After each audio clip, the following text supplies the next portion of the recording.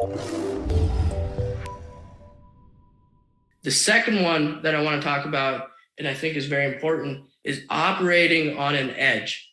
If you're not operating or you don't have a definitive edge that you've studied in the markets, then what is it that you're trying to, constantly and repeatedly execute upon? If you don't have clarity on what you know and you've studied and you have conviction in and you can position size well, if you don't have something like that in the markets, then what are you executing upon and what foundation have you laid for yourself so that you can be you can move from a stage 2 to stage 3.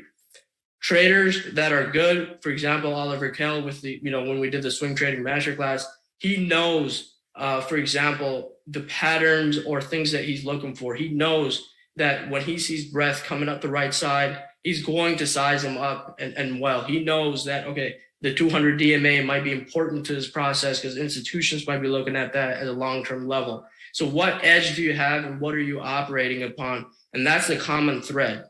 Every trader or every successful trader has an edge and they're repeatedly executing upon that edge to draw an income from the market. So that is one of the things that you have to have clarity about and really know, have immense amount of examples that you can see, visualize, look at historically in the markets. And then when you see it real time, you're reacting or you're executing upon those rather than thinking or questioning yourself. So first, when you're looking for an edge, what are the winning characteristics? So if we go out and study the history of the market, you could do a 20-year study on the PC ratio. You could do a 20-year study on any particular indicator or data point that you could come across. And you can see that any data point in the market has a particular time that it works. And there's a particular time that it doesn't work. In the recent markets, when we're in a bear market, for example, the put call ratio might not be as effective because it's a different type of market. The Fed's not with us and we're, greater than 20% off the highs. So going back in time, studying that and finding the common threads when it works, when it doesn't work, will allow you to identify that edge and you'll know exactly when you should be executing upon it in different market environments. And point 3 I want to make is it has to be self-study. I can tell you when the put call works. I can tell, Patrick Walker can tell you when the higher low setup is working like he did yesterday. But if you don't go out and study it for yourself, if you don't go out and visualize, if you don't go out and look at charts and make sure that, it's really you doing all the work, then it's not going to work at the end of the day. You can have mentors, you can have anybody on this planet Earth tell you something, but the real doing is actually going, getting your hands dirty and actually doing the work itself. You can watch videos, we could do everything, read textbooks, but the real, get your hands dirty and actually study the market for yourself so that you can build conviction. So the third, sort of the foundation that I want to cover is entry tactics. So once you have an edge in the markets, how do you deploy that edge and how do you enter the markets so that you could exploit it and make it, make that edge a source of income?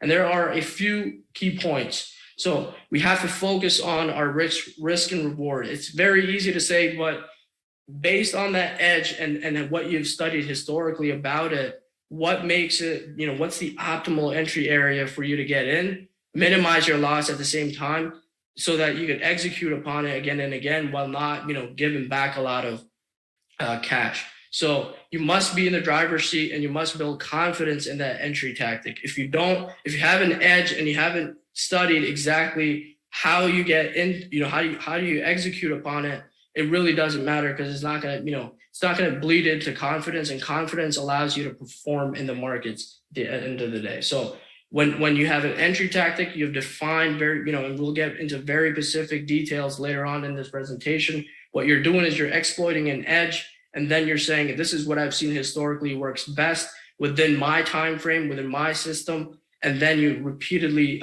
exploit that so that you could, be a profitable stage 3 trader in the markets. And the last one, probably the most important one, if our goal is to perform and, extract an income and be a stage 3 trader with large wins and smaller losses, position sizing dictates that. You have to make a deliberate effort to look at position sizing. You have to make a deliberate effort to make it a point of emphasis, maybe have a sticky note that I have to position size well for me to have any success in the markets. That when Oliver is he's not putting on 2.5% positions. Mark Minervini is not putting on a 1% position.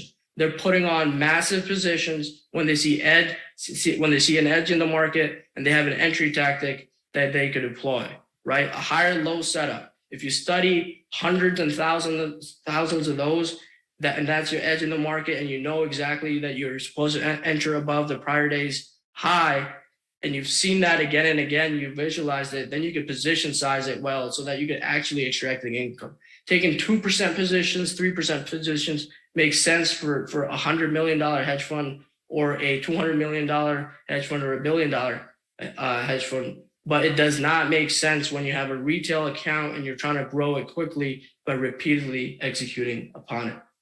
So how do you position size, right? That's one of the things that everybody seems to have a question about. How do we do it well? And this is how I really break it down for myself. How many edges do I have on that particular chart?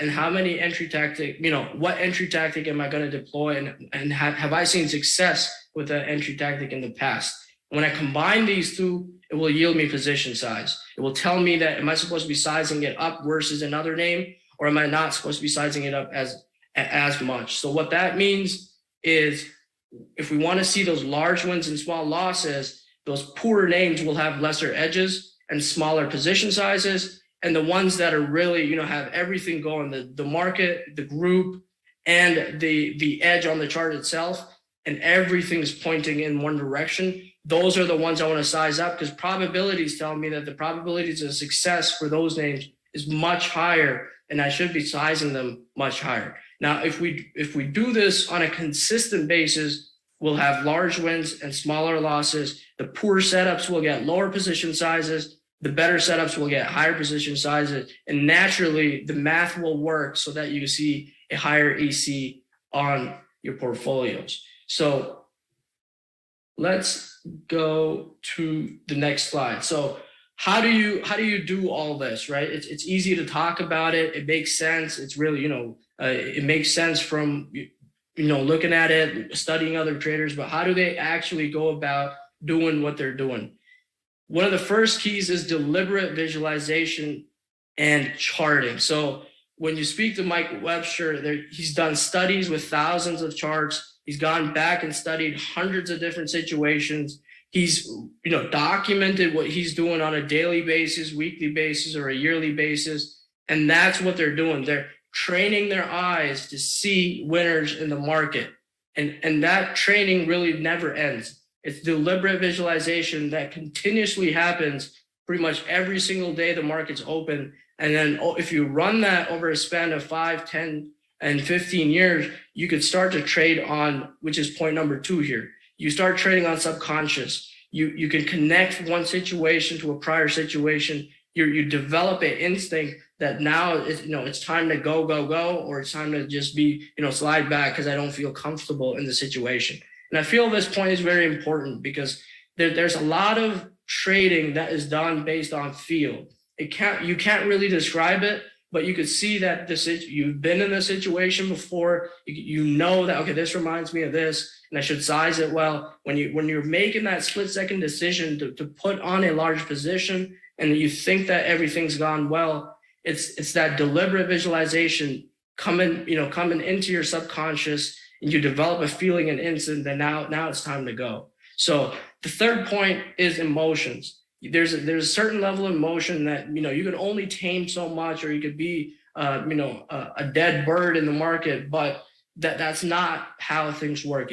Emotions are part of the game, and you'll feel a certain type of way when you're doing things that have worked for you in the past, and you'll feel a little bit iffy and you want to step back a little in certain situations, but you take a position anyway. So convert your emotions into an edge. And I think the best way, especially if you're year 1 to 7 and 10, is to write it down, to see, tell yourself how you feel, let it all out on a piece of paper so that you could convert your emotions into an edge in the market. So that is something that you could do. It doesn't have to be a lab, crazy good, and you have a dedicated notebook and you journal it, all that fancy stuff. As long as you let it out and you could write it out, this is what I did in this situation, you'll develop, you'll see how you can convert emotions into an edge. The fourth one is connecting states. So if human psychology has remained the same and we're still, fairly good or, the same humans that we were about 100 years ago,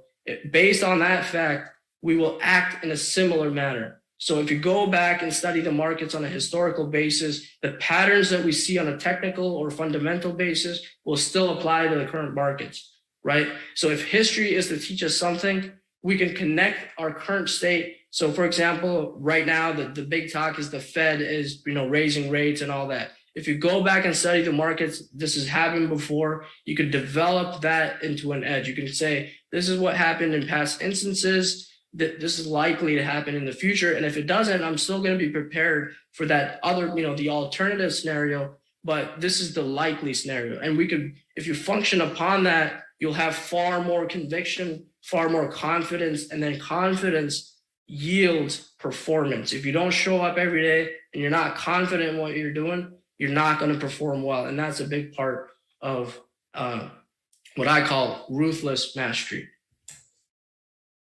The other aspect of it, and we'll zoom in a little bit, is how do you study the markets, right? And there's really four things that you want to be doing. It depends on what you're studying and the edge you take up, and you have to go and really take a look at on a bigger sample set what is happening. If you want a definitive and true edge in the markets, how can you build confidence in that? And the only common way that I've seen, and I've studied all these successful traders, is they go back and they look at 1,000 examples, they chart them out, they build binders, and they literally colored copies of examples written out, and so that they can again visualize what they see. That's the only way you will get better. It's not reviewing 1,000 charts from another trader. It's not looking at 1,000 charts from another trader. It's you doing it yourself and collecting those examples for yourself that will allow you to train your eye to do what those successful traders are doing.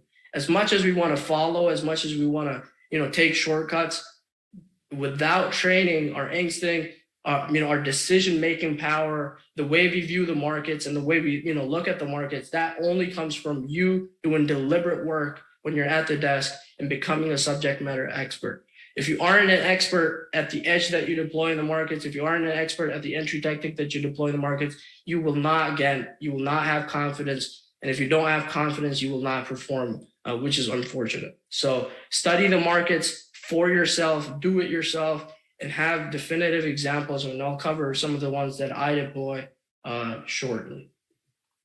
So the last bit of it, I feel there's some sort of notion, or there's some perception that to be a good trader, you have to be at the desk 14 hours a day and you have to sacrifice your lifestyle.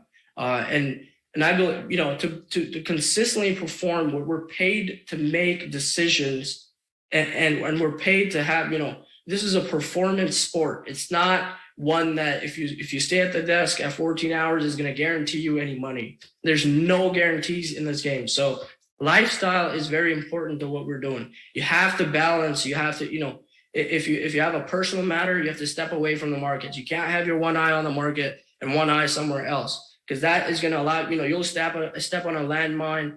You'll have a drawdown. You'll get frustrated. You'll go into, back from being a stage 2 to a stage 1 or a stage 3 to a stage 2 trader. So balance a lot. There's nobody successful is sitting here 18 out of 24 hours trying to make it happen. That is not how things work. You need your brain and the thing in the middle of your head to really we're paid to perform, right? So the second one is your personal life. If you don't have a positive mindset, you have something, you got into a fight with your spouse, or something has happened outside of trading, leave that, step away from the markets, take time away. It's better than losing money. which is all, again, it's going to, ruin your psyche. It's going to ruin your mindset as well. So this first point, when you arrive at the desk, if the market opens at 9:30 and you're arriving at, say, 8 o'clock or 7:30, you should have a deliberate routine. I think good traders have a very focused routine when it's game time. So they do the same things on a daily, weekly basis to prepare for the markets, and they do the same thing as the market opens or as they're coming in to the open. So be very clear about your routines that are market related so that you can have a balanced lifestyle. So for example, when the market closes at 4 o'clock and 2 o'clock Mountain Time, 4 Eastern, you should have a clear picture on what you have to do to prepare for the next day. It's not to sit there for 5-6 hours just dwelling over what happened. You should have I have to run these particular scans. I have to make these particular notes. I have to review these particular things in the market for me to, execute the next day. So be very deliberate about your daily routines, your weekly routines, your quarterly and your yearly. So if you have a focused approach and a clear approach, it will allow you to get those routines done, and you can have a balanced lifestyle. A balanced lifestyle will allow you to perform better in the markets, because when you come back to the desk, you'll be very fresh. And you'll be making decisions that positively impact your equity curves.